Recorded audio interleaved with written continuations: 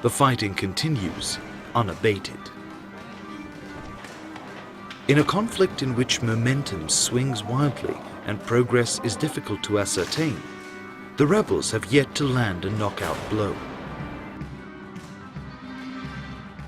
Attacks on counterattacks are ongoing in at least half a dozen Syrian cities and towns, including Damascus, the capital. Rebels have managed to hit low-flying Syrian army helicopters and have also used tanks they have seized, while the Syrian military has begun firing from jets in Aleppo, the country's largest city and commercial center.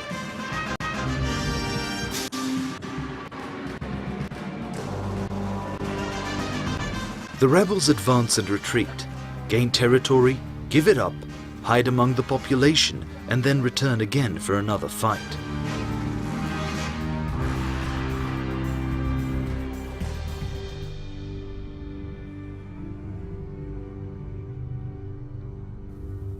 It is the civilian population that bears the brunt of a bloody conflict that no one seems capable of stopping.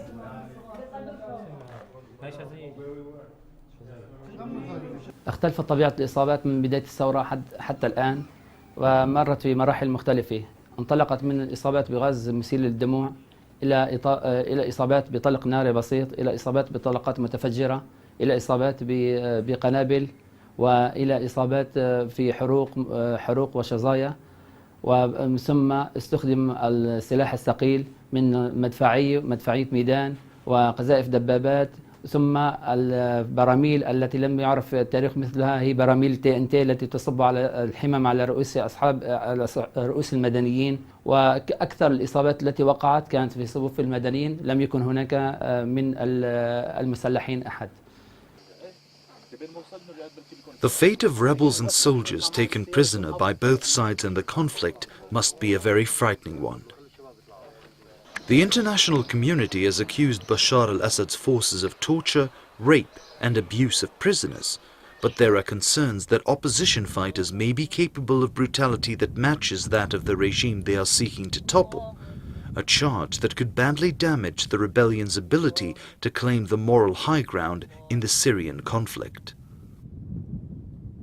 أما الأسرى في عموم ما ألقينا القبض عليهم هم كانوا في أرض المعركة، ومن كان في أرض المعركة كان حاملا السلاح في وجهنا وقتل منا وجرح منا،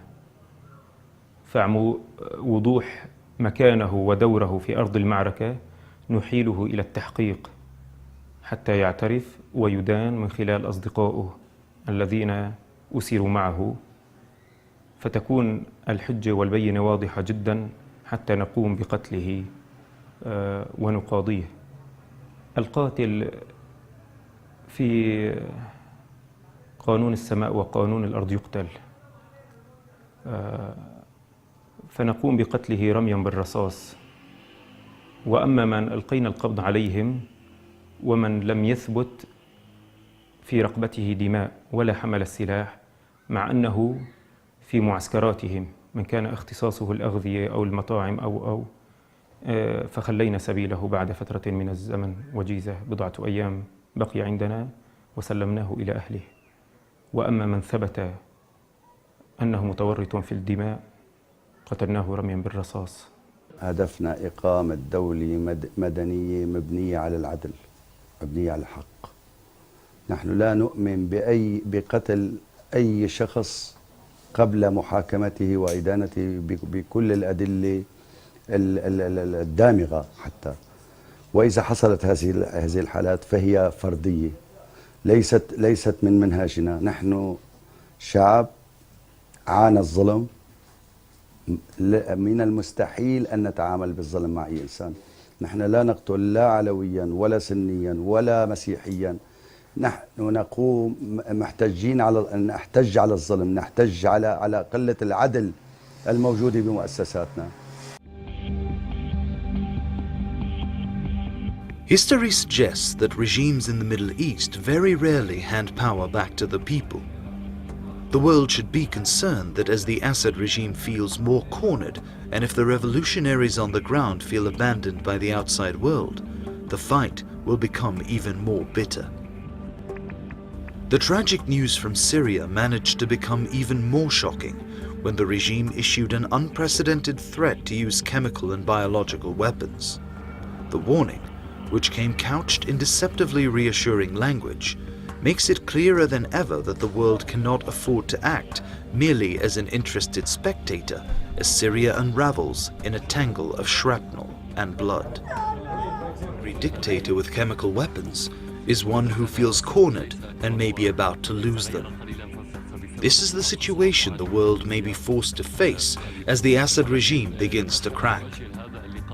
It is a potential nightmare that ultimately might lead to the use and proliferation of weapons of mass destruction across the region.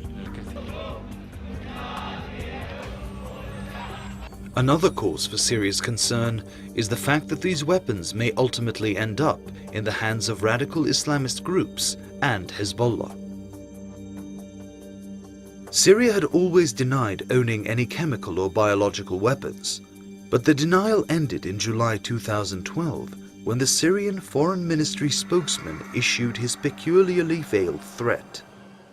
أي سلاح كيماوي أو جرثومي لن يتم استخدامه أبداً، وأكرر لن يتم استخدامه أبداً خلال الأزمة في سوريا مهما كانت التطورات لهذه الأزمة في الداخل السوري، وإن هذه الأسلحة على مختلف أنواعها مخزنة ومؤمنة من قبل القوات المسلحة السورية وبإشرافها المباشر، ولن تستخدم أبداً إلا في حال تعرضت سوريا لعدوان خارجي.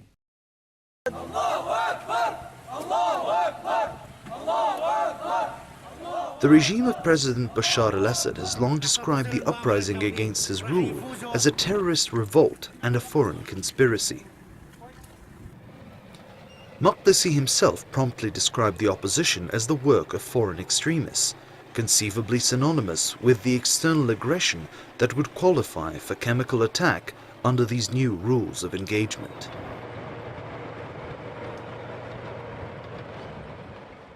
It has been reported that in August 2012, the Syrian military has restarted chemical weapons testing at a base on the outskirts of Aleppo.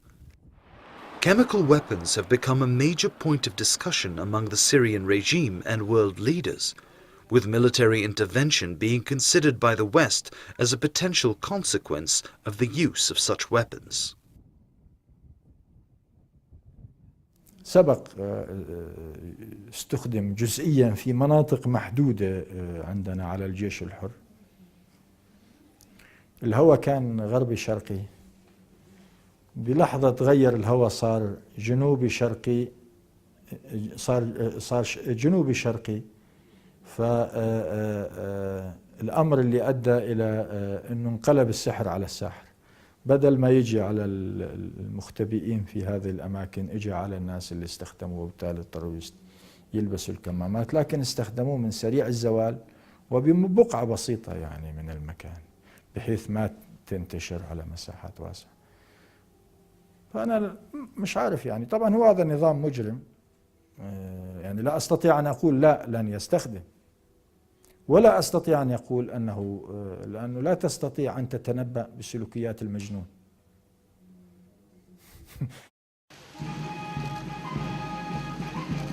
Syria is probably Iran's closest ally, despite the Arab nationalist ideology of its ruling Ba'ath Party. Iran and Syria have had a strategic alliance ever since the Iran-Iraq War due to their common animosity towards Saddam Hussein and coordination against the United States and Israel. Ever since the Iranian Revolution of 1979, they have cooperated closely on military training and arms deliveries to the Hezbollah movement in Lebanon that was set up by Iran.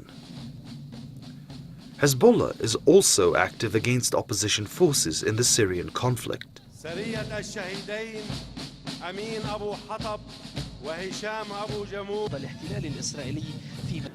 Bashar al-Assad's visit to Tehran resulted also in the massive sale to Syria of Iranian military hardware, some of which was supplied to Iran previously by Russia.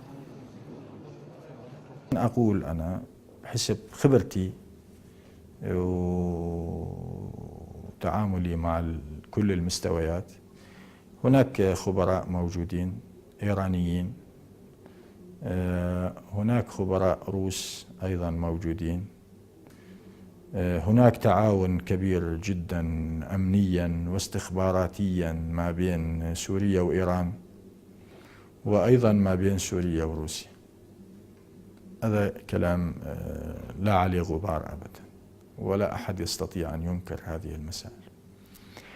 أيضا هناك إمداد بالعتاد المتطور من قبل إيران ومن قبل روسيا، وخاصة الإلكترونيات اللي لها علاقة بالتصنت على الفيسبوك وعلى الانترنت وعلى القضايا الأخرى يعني، وخاصة وسائط الاتصال بين القادة اللي بالميدان أيضا في هناك يعني شحنات، وخاصة الذخائر أيضا. Muhammad Barmo was the youngest deputy elected to the Syrian People's Assembly. He defected to Jordan in July 2012 and is currently chairman of the political bureau of the National Development Party in exile. الحكومة الأمريكية أو الإدارة الأمريكية ولا الحكومة الروسية ولا الحكومة الصينية هم يخافون على الشعب السوري، أو هم من أولوياتهم الحفاظ على الدم السوري. الموضوع هو لعبة مصالح ولعبة وتقسيم كيكة. هناك كعكة يودون أن يتقاسموها، والخلاف على كيفية وآلية تقاسمها. إيران من خلال دعمها للنظام السوري هي تدعم مصالحها. إيران أمة فارسية لها مصالح خاصة بها وترعاها وتحافظ عليها، فهي تنظر لأي موضوع في المنطقة العربية من خلال إن كان أيام حرب العراق، وإن كان في الخليج الفارسية، وإن كان اليوم في سوريا، هي تنظر لما يحقق مصالحها الشخصية كأمة فارسية.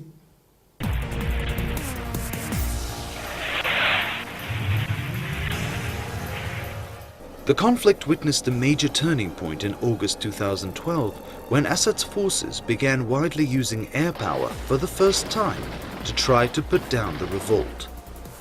Large cities such as Aleppo suffered major damage among the civilian population. The death toll has been horrific.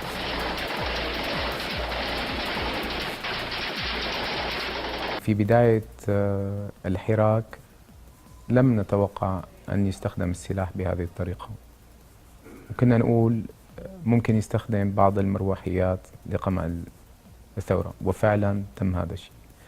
وبعدها كمان ما كنا نتوقع يستخدم الطيارات مثل الميغ 23 أو 25 لقمع الشعب السوري، ولكن استخدم هذا السلاح.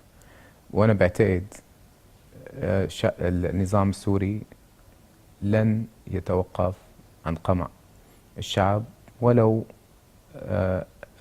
أدى الأمر إلى استخدام الأسلحة الكيماوية. إذا كان باستخدام الأسلحة الكيماوية ممكن يقمع الثورة، ما عنده أي مشكلة باستخدامه. The wounded arrive at field hospitals and makeshift facilities in the back of pickup trucks, taxis, and private cars.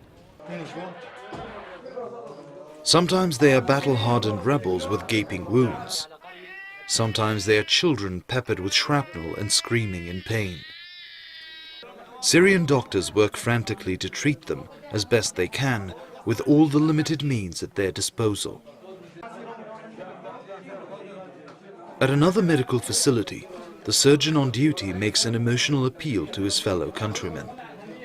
وجه رسالة لكل السوريين الشرفاء ألا يتركوا هذه الأرض. إذا تركوا هذه الأرض فإن العصابات الأسدية ستبقى فيها.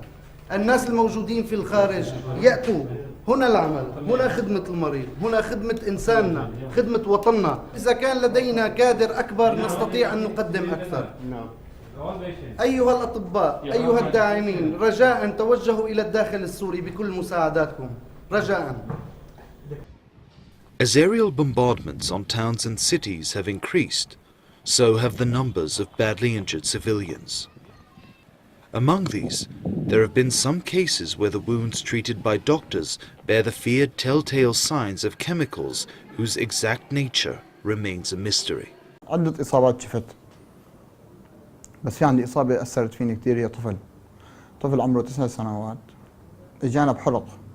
أول شيء جاء المشفى الريحانية خرجوه، اجانا حرق يعني حرق ما يقارب بدك تقول 9% مساحة الجسم، حرق درجة ثالثة. اجانا عندي انا هون نظرت له الجرح شفته.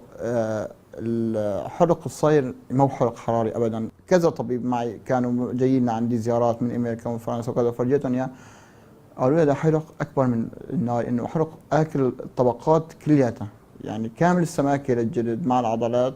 يعني اللي بيشوفه بيقول انه هذا ما معقول انه يكون حرق ناري او حرق حراري عفوا.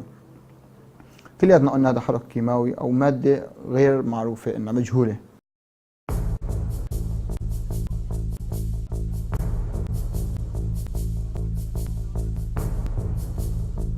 Amid the clash and thunder of Syria's civil war, the suffering of the country's civilian population continues. As the conflict intensifies, its consequences continue to adversely affect the plight of refugees and the internally displaced civilian populations. نحن صرنا جايين لهون 10 أيام. جينا من منطقة خان شيخون جراء القصف بالطيران الحربي الميج وطيران الحوامات، طائرات الحوامات. تمت اسقاط البراميل على معظم القرى المجاوره وعلى قريتنا بالتحديد، وعلى قذائف مدفعيه الفوزليكا، واثارت الرعب بجميع انحاء المنطقه. نزحنا على هي المنطقه ومستنيين انه ندخل على تركيا على المخيمات.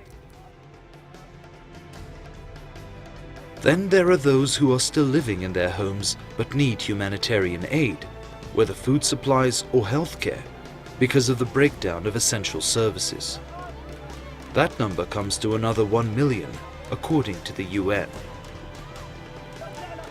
Combine that total with the number of displaced persons, both within Syria and in neighboring countries, and 2.7 million people are now dependent on humanitarian aid, or 13% of the national population. Adib Shishakli, who is one of the co-founders of the Syrian National Council, the political wing of the Syrian opposition, has worked tirelessly on the diplomatic front from the beginning of the crisis. He has helped fund field hospitals on the Syrian border with Turkey and organizes deliveries of much-needed medicines and medical equipment. He has also set up an extensive aid program to bring food and other vital supplies to the civilians who have either lost their homes in the bombings or have been forced to leave them in order to escape the fighting. Food is prepared and distributed in school buildings and other places where the displaced gather to find temporary shelter and to spend the night on their onward journey to an as yet uncertain future. صراحة من اليوم من أول دفعة لاجئين جاءوا إلى تركيا، أنا جئت لهذه المنطقة ولقاء مع اللاجئين ومساعدتهم. ما بنقدر نقول الجانب الإغاثي هو الجانب الوحيد اللي أنا ناشط فيه، وبنفس الوقت بحاجة نحن للجهة السياسية أو على الأقل بالتواصل مع الجهات الدبلوماسية الخارجية لإيجاد طرق لدعم حتى الوضع الإغاثي. أنا رح أستمر بالمجالين السياسي والإغاثي، ومو لأي هدف إلا اللي هو هدف وطني 100%. نحن بحاجة كل فرد وكل مو بس سوري سوري وعربي ومسلم ومن حتى من أجنبي لدعم اللاجئين.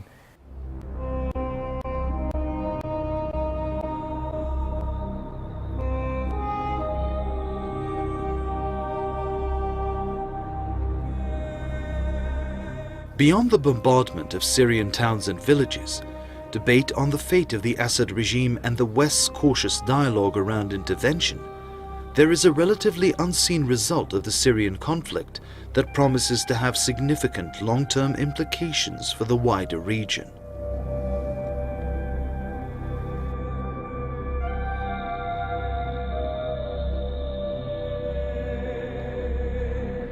But as far as ordinary Syrian citizens are concerned, the humanitarian crisis brought about by political bigotry has first and foremost tragically shattered their lives.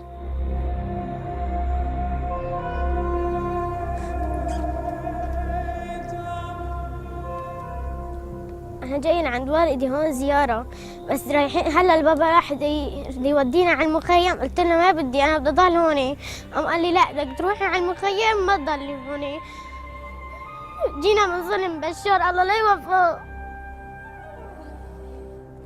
ان شاء الله بموت ولاده، ان شاء الله ما بضل عنده ولا ولد. ان شاء الله بتموت يا بشار، ان شاء الله يضربك الله من عنده.